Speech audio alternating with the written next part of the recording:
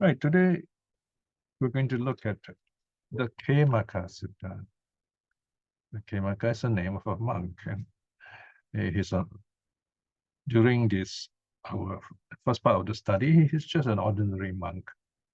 So in this sutta, we're going to see how he, as an ordinary monk, practiced. In the end, he and his friends all became arhats. Okay, so this is the Khemaka Discourse. This is named after a person. Khema, by the way, means secure, safe. Okay. Khemaka is a kind of it gives a more friendly touch to the name Khemaka. Okay. As 22.89 Samyutta, chapter 22, Sutta 89. Chapter 22 deals with what's called khandas, that is the aggregates. No? Right, now this sutta is quite humorous in a sense. A simple sutta, it's about practice. And you have this monk all alone in the forest, and you have this group of monks some distance away, about 20 kilometers away, I think. And these monks are very curious about Khemaka, wondering if it's already an arhat. So they communicate with him. So basically, that's the story. It's how they communicate and how they learn from each other. That is what's interesting here. So let's see what can we learn from this sutta. All right, let's look at that further down. Khemaka Sutta, the Khemaka Discourse. Let's look at the translation now. Okay, here we are. As usual, the story, the sutta begins. At one time, a number of elders were dwelling in Gosita's park, or Gositara, near Kosambis. So this is far to the west of Buddha country, quite far away, much closer to Punjab, Punjab side. So the English name of the place is Gosita's Park, a park belonging to someone called Gosita. This word arama simply means a place where enjoying something, a place for enjoying something, and that refers to a park. A park is a place you feel joyful, peaceful. Okay, so this word arama came to be used by the Buddha to mean a place where monks live together as a community. So that's called a park. Okay? So sometimes I translate arama as a park monastery, Kusita's park monastery. Now at that time, the Venerable Khemaka was living in the Juju Park. Okay, so this is the name of fruit. Badarika Rama. So now you notice here, Badarika Rama is a long word. So what I've done is I have separated the components of the compound, the parts of the long word, by apostrophe. Sometimes I use a comma. The comma simply separates the word. And apostrophe means there is a word missing. So here the missing, not word, a letter rather. Here the missing letter is the vowel R, short R, or as we say A. Remember in Pali, we pronounce the vowel by its sound. So Badarika, it is one word, it means jujub, and then arama means park. Okay? So this monk, he was sick, afflicted, gravely ill. He was not very well, was lying all alone in the forest by himself. And resting, meditating, taking care of himself in a way. Then in the evening, the elder monks emerged from their retreat and addressed the Venerable Dāsaka thus. Okay, here you have to be aware when you read the suttas very carefully. The tone of this passage, section 3, paragraph 3, that is, it shows that this is another place. Okay. Then in the you see the word then. Okay. In the evening, the elder monks emerged from their retreat and addressed the Venerable Dāsaka thus. So here you have a different monk, and he's being addressed by a group of elder monks. Come, Awuso Dāsaka, approach the monk Khemaka and say to him, from when you read this, you know, okay, these monks are in a different place and they want to communicate with Khemaka. Right? So you got to have this kind of sutta sense, as we say it, right? So they want to find out about this monk Khemaka, who's all alone and sick. Okay, let's go further down.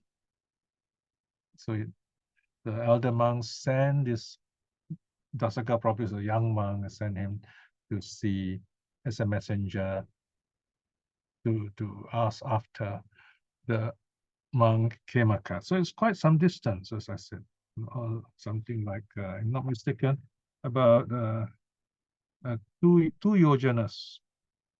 That is 22.5 kilometers or 14 miles. So that's quite far. And they walk all the way there. So you got to imagine this. The monks are walking, and you know, if you run fast, it's about 4 miles an hour. So if you calculate, I mean, they won't go that fast, you know. So it's going to take quite a few hours to reach between the two places. So the young monk Dāsaka has been sent by the elders to ask after the monk Khemaka. So the message is this: the elders say to you, Awuso Khemaka, thus, how are you, Awuso? We hope you are bearing up and getting better. We hope that your pains are abating, and their abating is evident, not their rising. Some of you may already know this 2 lines, this paragraph is what's called a stock passage. In other words, this is the words are always the same, appearing in different suttas, showing this is how the monks ask after another, ask, how are you? Okay, so this is how they say it. And then Dāsaka replies, yes, I was so. The Venerable Dāsaka replied, and he went up to the Venerable Khemaka and said thus to him. So notice again, in the suttas, spaces are kind of shortened together, pressed together as if they're quite nearby. But you must imagine this is quite far. So he has to like walk very fast over 22 kilometers. So, yes, I was so, the Venerable Dāsaka replied, and he went up to the Venerable Khemaka and said to him, Awuso Khemaka, the elder monks say this. How are you, Awuso? We hope you're bearing up and getting better. We hope that your pains are abating and that their abating is evident, not their arising. Okay, so this is the message. And then, so he has reached there and he's passed the message, and Khemaka replies, Awuso, I'm not bearing up. I'm not getting better. My pains are not abating, but rising. Their rising is evident, not their abating, right? So this is a message. So this Khemaka says this to the messenger, Dāsaka. Now Dāsaka has to go back all the 22 kilometers and tell the elder monks, okay? That is paragraph 6. Then the Venerable Dāsaka went up to the elder monks. Notice that, okay? Now it goes back to the other side. Having gone up to the elder monks, he said this. Also, the monk Khemaka said this. Also, I'm not bearing up, I'm not getting well, basically, all right? And so on. Now, the elder monks sent another message to Dāsaka, asked Dāsaka to go back. Not immediately, probably the next day, you know, the rest overnight. Monks are used to walking all these long distances, by the way. But they don't, I not read anywhere where they use carriages. They definitely don't ride horses. So they walk. Okay? So 7, Avuso Dāsaka approached the monk Khemaka, said this to him. So this is the second time the messenger goes. This time tell Khemaka, the elders say this to you. Avuso Khemaka, these 5 aggregates of clinging avuso have been spoken of by the Blessed One. That is to say, the form aggregate of clinging, the feeling aggregate of clinging, the perception aggregate of clinging, the formations aggregate of clinging, and the consciousness aggregate of clinging. These are the 5 aggregates: form, feeling, perception, formations, consciousness. Does the Venerable Khemaka regard any of these 5 aggregates of clinging as self or as belonging to self? All right. So that's the question, right? So just to ask this question, this poor young monk has to walk all the way just past the message. I mean, nowadays we use social media, right? But those days they have to walk all the way. So this is what the monk Dāsaka has to do. So he goes back and then he tells the monk Khemaka. This is paragraph 8. Right? So yes, I was so, the Venerable Dāsaka replied. He went up to the Venerable Khemaka and said this to him. Avuso Khemaka, the elder monk, said thus. These 5 aggregates of clinging also have been spoken of by the Blessed One, that is to say, and then the 5 aggregates: form, feeling, perception, formation, consciousness, aggregates of clinging. When you see the phrase aggregates of clinging, it means it refers to the non-arhat, not awakened yet. Only arhats, including the Buddha, they have these aggregates without clinging. In other words, the aggregates will not be reborn, will not re-arise once they pass away. So this is the question, right? Does the Venerable Khemaka regard any of these 5 aggregates of clinging as self or as belonging to self? So they want to know, see, because these elders are very curious. They heard rumors that this Khemaka is already an arhat or becoming an arhat, just rumors, Khemaka didn't say anything. So they're very curious. So that's why they're sending Dāsaka to ask these questions. Right, so Khemaka replies. Now this is in paragraph 9. Khemaka replies, these aggregates of clinging also have been spoken of by the Blessed One. That is to say, and it lists the aggregate. But before that, you notice I put a square bracket here, and then with the name Khemaka. Now this is not in. Once you see square brackets, that means it's something added. So this is just to help to guide you. This is Khemaka speaking. Even without this, the original sutta doesn't have the word Khemaka. You look at it, you know who's talking. Right? But in this case, just to help you, the name is put there. Okay, let's see. What else does he say? Further down, please. All right, so he says, okay, same thing. It says these 5 aggregates: the form aggregate of clinging, the feeling aggregate of clinging, the perception aggregate of clinging, the formations aggregate of clinging, and the consciousness aggregate of clinging. Of these 5 aggregates of clinging, I do not regard any of them as self or as belonging to self. Okay? Spoken like an arhat. So the elders on the other side are very excited. They say, wow, this Khemaka says that he does not see, he sees non-self. He sees non-self in the aggregates. He doesn't regard any of the aggregates as self or as belonging to self. So then poor Dāsaka has to go back. Then the Venerable Dāsaka went up to the elder monks, so went back to the elder monks, if you like. Having got up to the elder monks, he said this to the elder monks. So everything is repeated here, all right? So I'll just shorten it.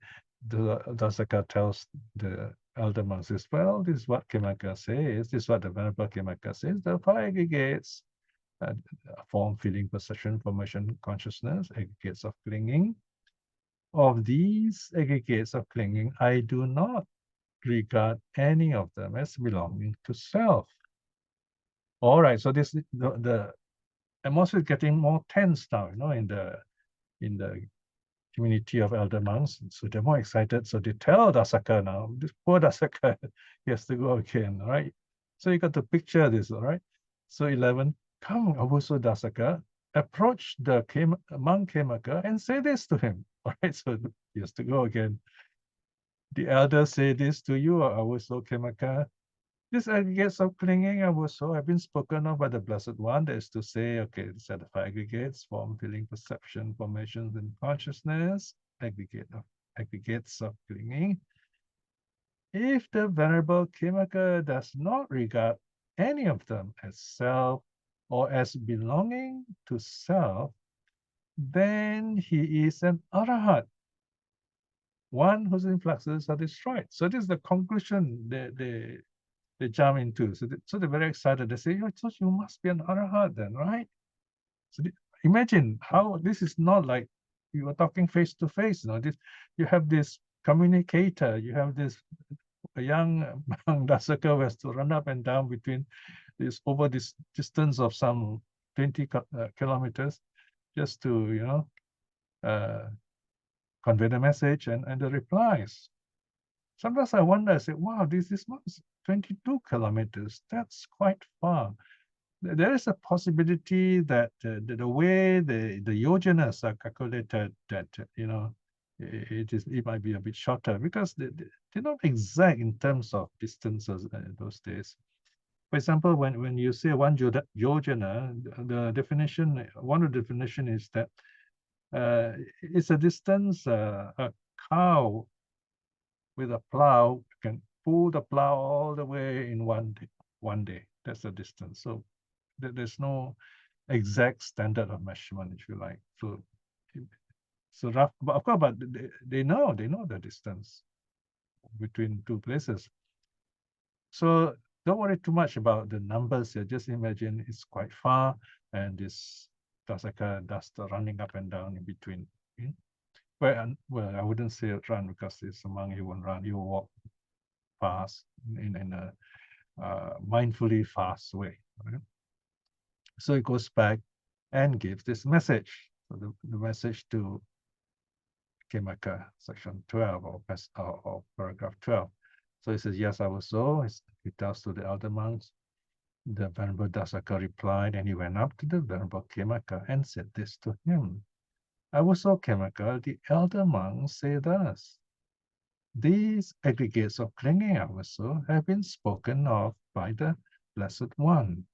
That is to say, the form aggregate of clinging, the feeling aggregate of clinging, the perception aggregate of clinging, the formations aggregate of clinging, and the consciousness aggregate of clinging. If the Venerable Khemaka does not regard any of them as self or as belonging to self, then he is an arhat, one whose influxes are destroyed. Okay. Now you notice here, there's a lot of repetition, right? Now this repetition is very important for the monk. So every time the monks have to recite these suttas, so it's easy for them because there are these repetitive passages. And the repetition also helps them remember the teachings, right? There you are, see? Form, feeling, perception, formation, consciousness. Rupa, Vedana, Sanya, Sankara, Vijnana. Okay, and here is Upadana. Okay, so they internalize all these teachings that way. All right, so this is the message now. Say, well, the elder monks told to Khemaka, I mean, if you say you don't see yourself in all these five aggregates, you must be an arhat, right?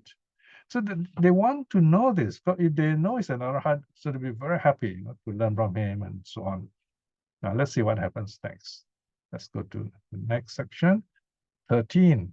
Okay, here you are. This is what Khemaka says. No? These five aggregates of clinging our soul have been spoken of by the Blessed One, that is to say, okay, form, feeling, perception, formation, consciousness, aggregates of clinging.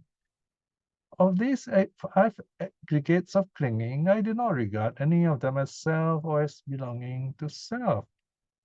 Here is the clincher. Yet, I am not an arhat, one whose influxes are destroyed. So here is a humble person. He's very careful to tell the truth.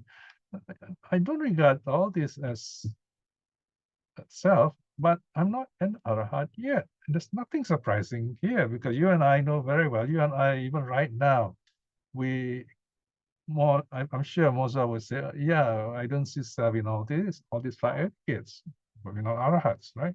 So this is what Khemaka is saying, right? So just saying, yes, I have this understanding, I have this view, I accept this teaching, but I'm not yet an arhat. Okay, so Dāsaka has to run back and tell the whole message to those senior monks. Okay, let's see what happens now. 14. There's going to be an interesting change in a moment. Then the Venerable Dāsaka went up to the elder monks. Okay, and having gone up to the elder monks, he said this. Also, probably, I mean, if he just arrived and he say he must be panting, probably he will go slowly, maybe rest a while before he talk, I'm sure. Also, the monk Khemaka said this. These five aggregates of clinging also have been spoken of by the Blessed One. Okay, so notice the topic that they're addressing is always mentioned very clearly. It is to make sure there is no wrong implication. Almost like a legal document here. We're talking about the five aggregates. So here are the five aggregates: form, feeling, perception, formation, consciousness, and they are aggregates of clinging. They are not the normal, they're not the aggregates of the arhat. Of these five aggregates of clinging, I do not regard any of them as self or as belonging to self. Yet I am not an arhat, one whose influxes are destroyed.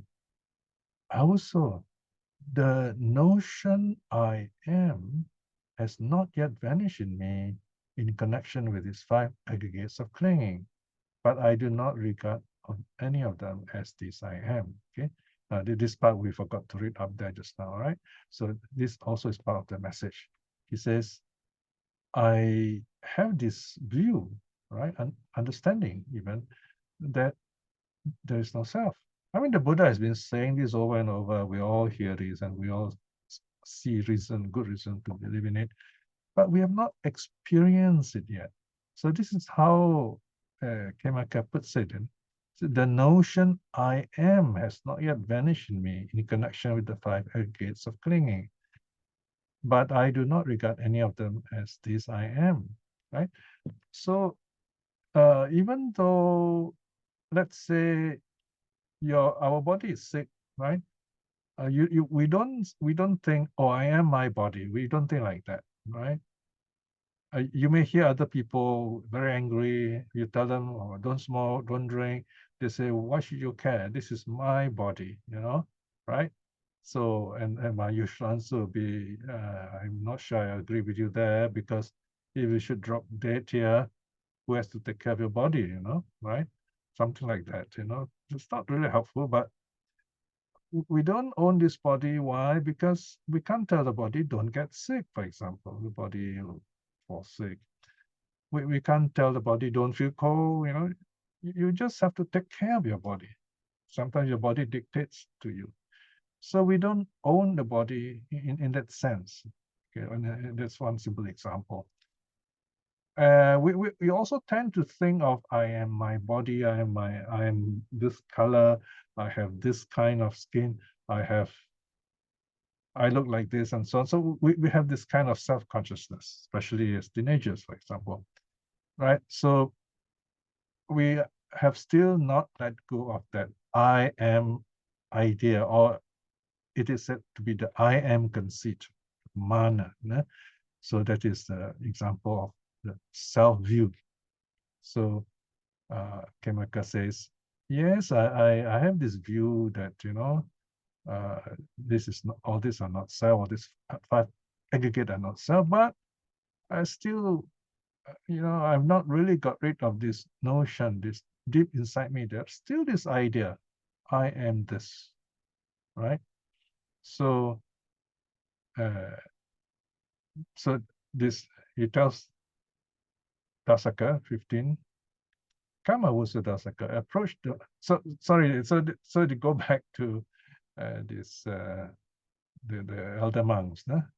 It tells the elder monks all this, and then this is the reply, okay, 15.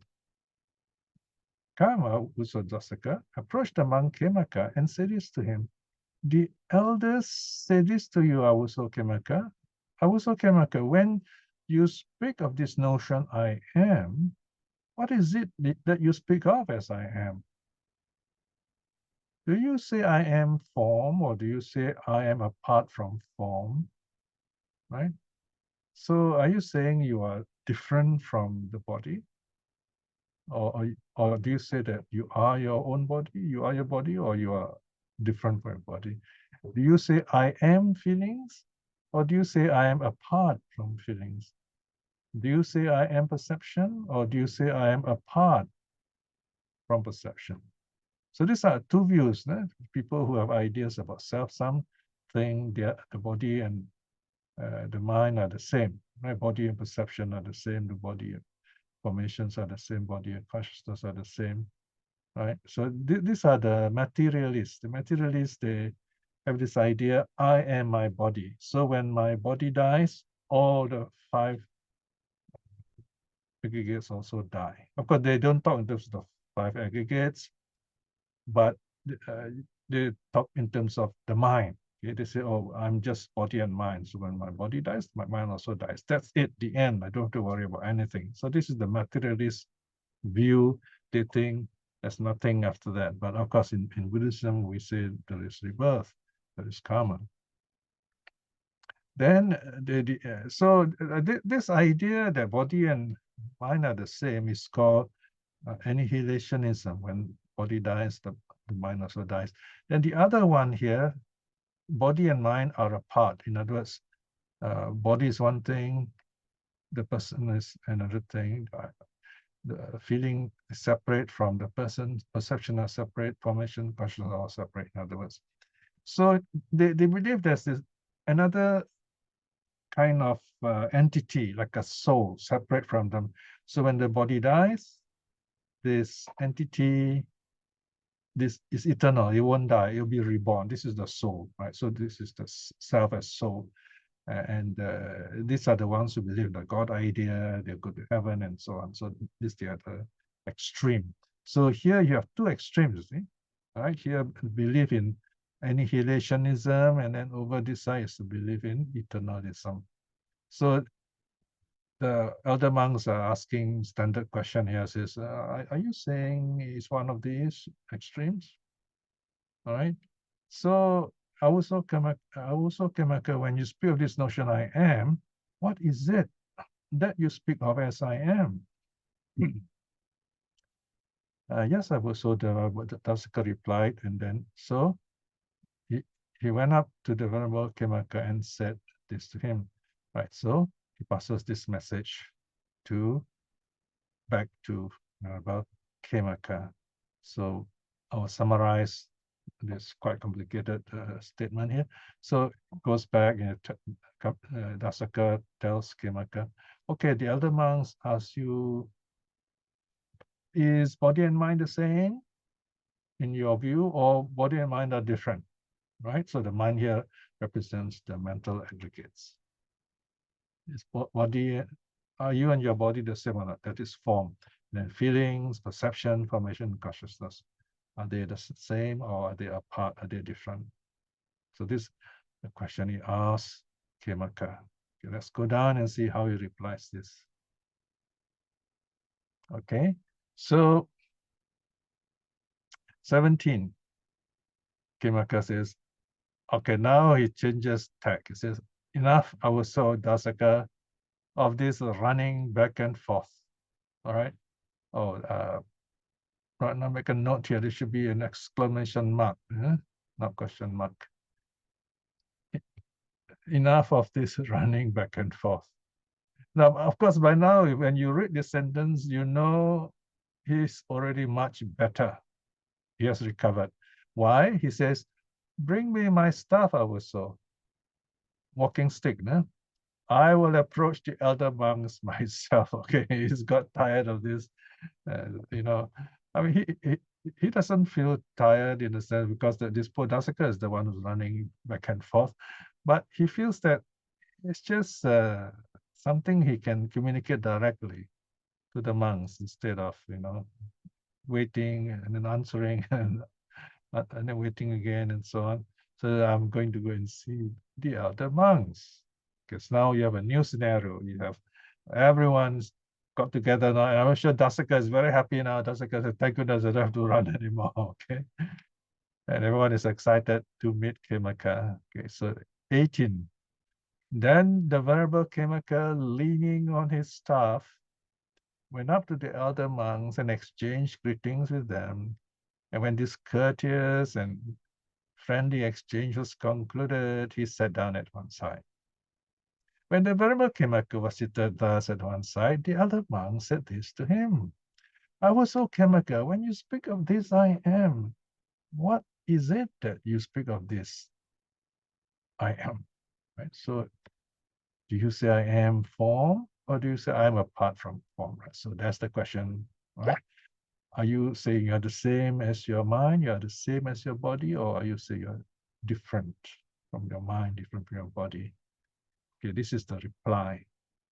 Okay, so no, this is the question is to ask. Awuso Khemaka, when you speak thus I am, what is it that you speak of as I am?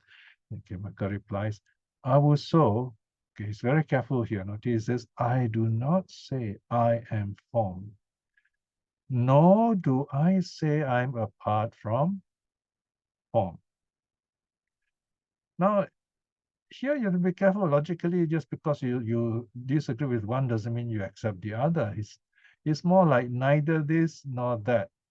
Now, I reject both. That's another way of answering it. So Khemaka says, no, I do not say I am feelings, nor do I say I'm apart from feelings. I don't say I am perception, nor do I say I am apart from perception. I don't say both these things. I reject both ideas. I do not say I am formations, nor do I say I am apart from formations. Notice when you read, nor do I say, your mind may think, oh, so he agrees with the other statement, right? I am formations. Not so. It's neither this nor that, rejecting both. I do not say I am consciousness, nor do I say I am apart from consciousness. I can also translate this as I neither say I am, nor do I say I am apart from consciousness. Okay. Of course, there is a caveat here. There is an exception here. However, also, although the notion I am in terms of the 5 aggregates of clinging has come to me, I do not regard any of them as this I am. Now, this is where we all can connect with Khemaka. He says, okay, when this idea of self, of this form, feeling, perception, formation, consciousness, I would say I am, but this idea I am, this doesn't come to me. I don't think like that. I do not regard any of them as this I am. I think most of us in our mindfulness, we would do this. Like we know non-self. We have a body, yes, but there is this idea, some idea of non-self. Or maybe for many of us also, we don't really have a very clear idea. We say, yeah, I agree, there's no self, but this feeling that it is so, it's not there yet. See? So here, Khemaka gives an example. Also, it is just like the scent of a blue lotus, red lotus, and a white lotus. Would one be speaking rightly if one were to say the scent belonged to the petals, or the scent belonged to the stalk, or the scent belongs to the pistils, or different parts of the flowers? No? So then the elder monks replied, I know I was so. Right? And how was so? She won't answer rightly. All right. So here, in other words, when you look at the flower and you can smell the flower, you don't say the flower just comes from one part. Okay.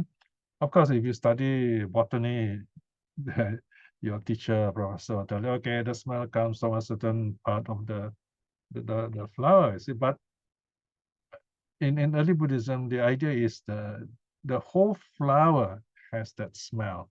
When you mention that, when you get a kind of smell, you say, oh, okay, that is jasmine flower. We don't say, oh, I only smell that part of the jasmine flower. We don't talk like that. So this is not a science lesson. It's just talking about flowers in general. Okay. So why does Khemaka say this? Okay, so let's just hold on here for a while. We'll take a short break and we'll come back. All right. Okay, let's continue. Right, so we were looking at the metaphor of the flower, right? So Khemaka is saying that the smell of the flower does not belong to any of the any parts, but it's the whole flower. So 21, also it is just like the scent of a blue lotus, a red white lotus, or a white lotus. Would one be speaking rightly if one were to say the scent belongs to the petals, or to the scent belongs to the stalk, or the scent belongs to the pistils? No, also. And how should one answer rightly? Also, one should answer rightly thus: the scent belongs to the flower. Okay, so and of course the monks reply, yes, also. All right. So the idea here is that things are conditioned by different other things. They work together. Right? That's one way of putting it. There is no one thing that is the essence. Okay, further down, let's go down a bit more. So I do not say I am form, nor do I say I'm apart from form, and so on. So this Khemaka is saying he's not, he doesn't say he's the same as the aggregates or he's different from the aggregates. The idea does not arise at all in either case. However, also, although the notion I am in terms of the five aggregates of clinging has come to me, I do not regard any of them as this I am. So this is actually, this what should be our practice. Although, for example, you feel pain, you don't say, oh, this is my pain. If we think and talk in that way, then we'll feel the pain at least in a double way. Because once the pain arises in the body, and then the mind also thinks about it. So although the pain arises in the body, we live it there and we don't think about it. We don't get angry, we don't get upset and so on. We just notice the pain, and then we say we work with it. We experience it, and we notice its impermanence. Of course, you have to take care of yourself, attend to it medically, and so on. That goes without saying. All right, now so Khemaka continues. Also, even though a noble disciple has abandoned the 5 lower aggregates. So here, in other words, Khemaka is referring to a non-returner. So even though someone may be a non-returner, abandon all the 5 aggregates, yet in terms of the 5 aggregates of clinging, there still lingers in him a residual conceit, a residual idea, I am. The residual conceit, I am, a desire, I am, a latent tendency, I am, that has not yet been uprooted. And imagine if a non-returner has this, we who are not even a streamer yet, we also have this kind of attitude. So these ideas arise. Okay, sometime later, he dwells contemplating arising and passing away in the 5 aggregates of clinging. So this is the reflection and impermanence, right? Watching, rising, falling of the aggregates. Such is form, right? We look at the body, and then such is the arising. You see a baby born, or you see you eat food and you become healthy, put on weight, arising. And such it's passing away. Okay, you find you're losing weight, or you're not well, and you look different, right? So you see health going away.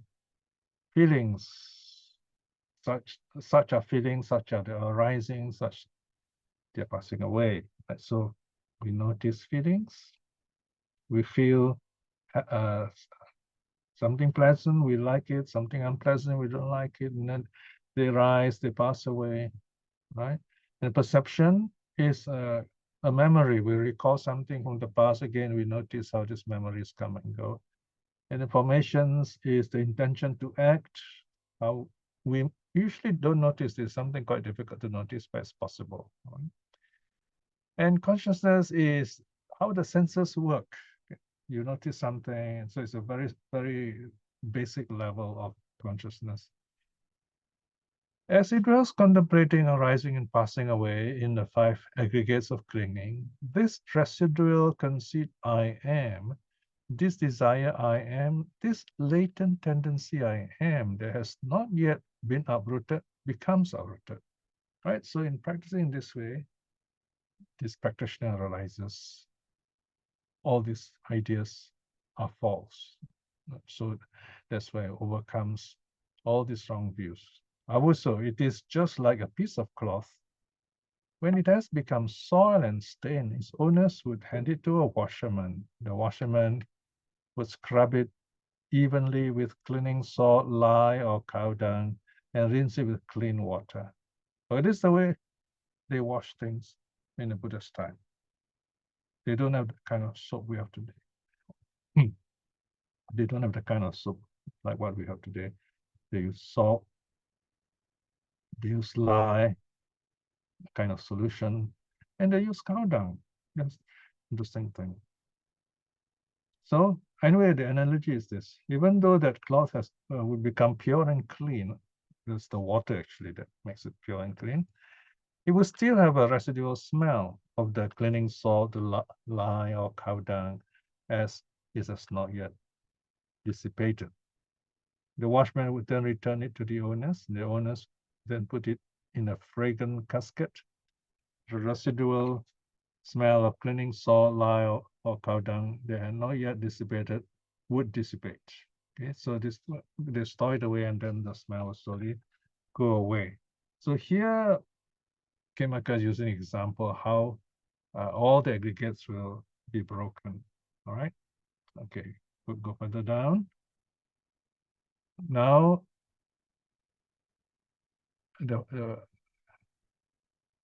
right. So everything becomes clean. You got 27, please. So yes, yet I would so here Khemaka is talking about the noble disciple has abandoned the 5 lower aggregates in terms of the 5 aggregates of clinging, but there is a bit of idea I am, desire I am, latent tendency I am, not yet uprooted. Later on, as he meditates and contemplates, and then all these remnants, little bit of ideas here and there, oh, I am this, I am that, slowly goes away. How? He sees, okay, form arises, passes away, feeling arises, passes away, and so on. So there's no self there. All right, so this is where still a little bit of remnants or residue of this idea of self remain there. So what does he? So this way he begins to. We need to examine more closely. Notice little bit of this remnants, or should I say that the non-returner will do that, and he becomes an arhat. The theory is like that. Now Khemaka continues his teaching 28. When this was said, the elder monk said to the verbal Khemaka, right? So the elder monk said, we did not ask our questions to trouble the verbal Khemaka, but we thought that the verbal Khemaka would explain, teach, proclaim, establish, disclose, analyze, and clarify the Blessed One's teaching in detail. So that they're very curious, they just want to know. And the Venerable Khemaka has explained, taught, proclaimed, established, disclosed, analyzed, and clarified the Blessed One's teaching in detail, right? So they're very happy. They understand in theory what Khemaka has to say. So as far as the teaching goes, it ends here. Of course, after this, the monks practice on their own, right? So this is the conclusion. This is what the Venerable Khemaka said. The monks joyfully approve of the Venerable Khemaka's word.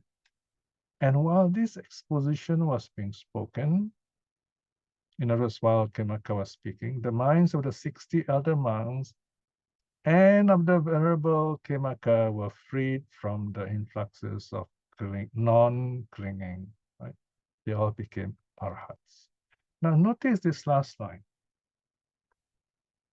The listening monks became arhats. And the Venerable Khemaka also became an arhat, all at the same time, right? So this is an example where while teaching, the person awakens. The audience also awakens. Now, we did this sutta quite a long time ago, but the Vimutta-yatana Sutta, where the Buddha lists the various occasions we can realize the Dhamma. So this is an example where the person self-realizes that while he teaches, he himself is freed, become an arhat, the audience also is free and become an arhat.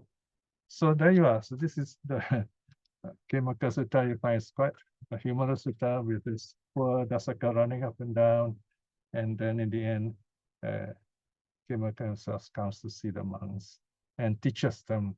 And they all became arhats, and everyone is happy and everyone becomes awakened. All right, so I finished the teaching here. All right, let's see if there's any questions.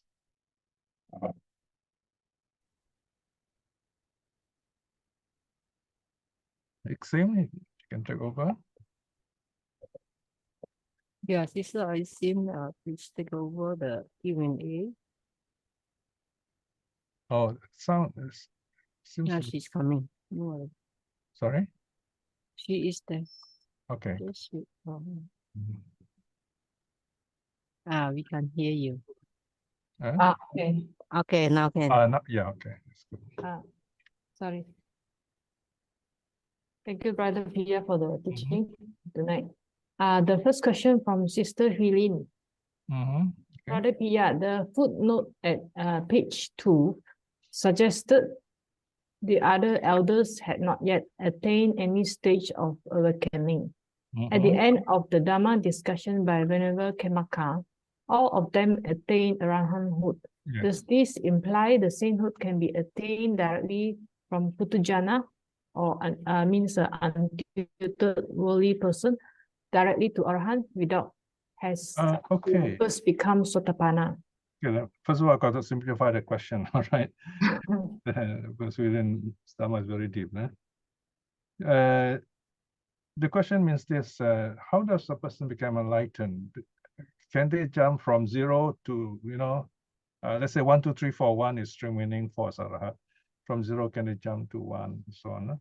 Now, we're not told in this sutta what level those other monks have attained. I suppose we can assume that they are not, I don't know whether it's safe to say or not. It is possible, I would say. They could be not attain any of the stages yet, or they could have attained stage stream winning, maybe a little higher, but definitely not more than perhaps if it happens, probably not more than non-returning for sure. On the simple side, we can, for our benefit, we can say they're just like us, they're not awakened, so they're listening. And if the conditions are right, in other words, they have been studying the Dharma, they have been meditating, and here you are, they are very curious, they want to know what Khemaka knows, they want to know whether it's an arhat or not. It shows that they're very determined to practice, so it's not surprising that they attain awakening like that. So the simple answer is, I think for this moment, my answer is provisional. I say it is likely that it's possible under the right circumstances. You listen to the teacher who is very ready, and so they ripen together. So this sutta shows that it is possible. All right. Now, of course, like I said, we don't become too dogmatic about these things and say, okay, the sutta says this, so it has to be like that. We say, okay, this is possible, right? So this sutta is encouraging us, no matter what level you are, practice because you can attain that level. So this is what the sutta is talking about. The sutta is not talking about you must remember these points and then go around and check other people and then tell them they're right or they're wrong. That's not the right thing to do. That won't be very helpful.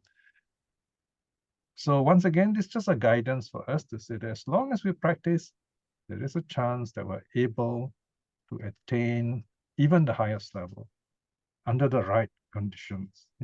Here we're talking about Khemaka is a forest monk and the other monks are also practicing. All right. Any other questions? Thank you, Brother Piya. Yes. Okay. The next question from Sister Huilin. Sure. What is Brother Piya views on whether Sotapanna require jhana or just merely listening to Dharma and let go of the 3 lower factors will be suffice? All right, here again, the stream winner is the first stage. According to the teachings, he has to overcome self-view, attachment to self-identity, basically identifying with the aggregates, and then there's doubt, spiritual doubt. He breaks that fetter, and then he's not attached to rituals and vows. One meaning is he's not superstitious. From my understanding of the suttas, I don't see anywhere where it's mentioned jhana is necessary. Jhana can help, of course. Of course, if you know jhana, it's easier, but it's not necessary as far as I noticed in the suttas. There are some monks who do, like stress that you need jhana for everything. But if you do that, you're going to cancel out a lot of lay people. They will never be able to attain anything. The important thing is we got to look what the sutta says, where the sutta said it, and then go from there. Okay, so my current answer, provisional answer is that as far as I understand the suttas, to attain stream winning, you don't need jhanas. Okay. All right. Any other question? To simplify this a bit more, yeah. Wait, sorry. Some people may not understand what I'm talking about jhanas. Jhana is a deep meditation where you let go of all this sense-based activity. So you're totally very deeply concentrated. It's not an easy state to attain. Very deep concentration. Okay. Yeah. Sorry. Thank you, Brother Piya. Mhm. There's no more question in the chat box at the moment. Yeah, any brother and sister would like to ask question, you can ask verbally. All right, photograph time then. We only have a couple of minutes left, so I thought of inviting someone to just have a relaxed chat. I think we'll do this next lesson, okay?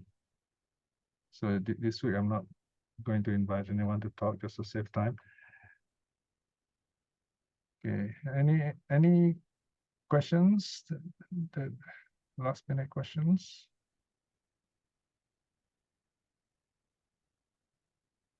Well, meantime, I'm now working on a long essay on Mara, volume 61, SD 61.8, and also on the word kappa vasesa. In other words, the Buddha declaring that he's able to, if he wants, he can extend his lifespan. What does that mean? So I'm also discussing that the 2 essays are related. So that's what I'm working on right now.